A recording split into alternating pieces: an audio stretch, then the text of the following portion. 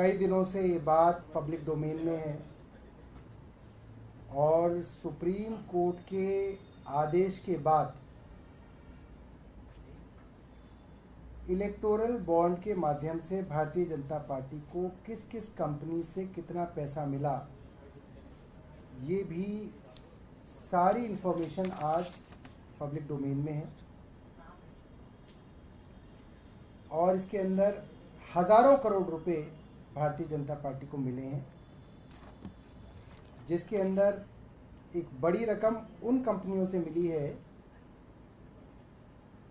जिन कंपनियों के ऊपर किसी ना किसी तरीके से कोई इन्वेस्टिगेशन शुरू की गई, इनकम टैक्स की, ईडी की और अन्य इन्वेस्टिगेशंस के चलते बड़ी बड़ी कंपनियों ने करोड़ों रुपए इलेक्टोरल बॉन्ड के माध्यम से भारतीय जनता पार्टी को दिए हैं। जो इस एक्साइज की इन्वेस्टिगेशन के अंदर ईडी के मुख्य गवाह हैं,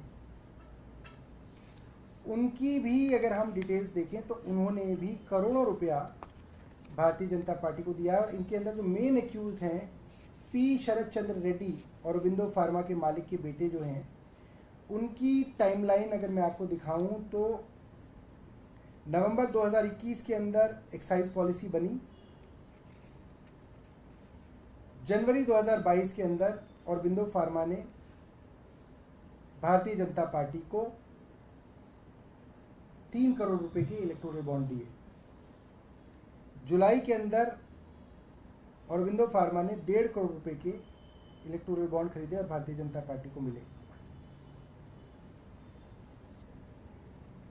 जुलाई के 2022 के अंदर ये पॉलिसी वापस ले ली गई। नवंबर के अंदर पी शरद चंद्र रेड्डी को गिरफ्तार किया गया।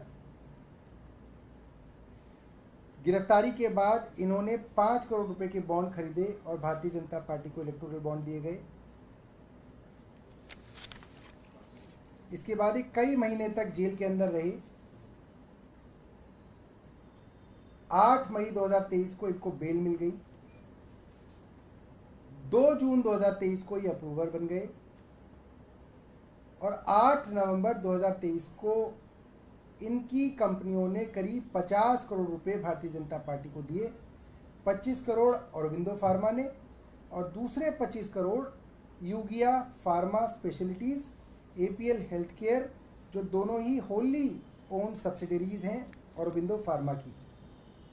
और इसके बाद आपको ये बात मालूम ही है कि ये बात पब्लिक डोमेन में आई जब इतनी इन्वेस्टिगेशन हर तरीके की हो रही है, तो हमने केंद्र सरकार से तब भी कहा था और आपके माध्यम से आज फिर कह रहे हैं, जब खुल्लम खुल्ला इस तरीके के एक्साइज मामले के एक्यूज्ड भारतीय जनता पार्टी को इलेक्टोरल बॉन्ड के माध्यम से करोड़ों रुपया दे रहे हैं और फिर वो सरकारी गवाह भी बन रहे हैं, तो इसकी इन्वेस्टिगेशन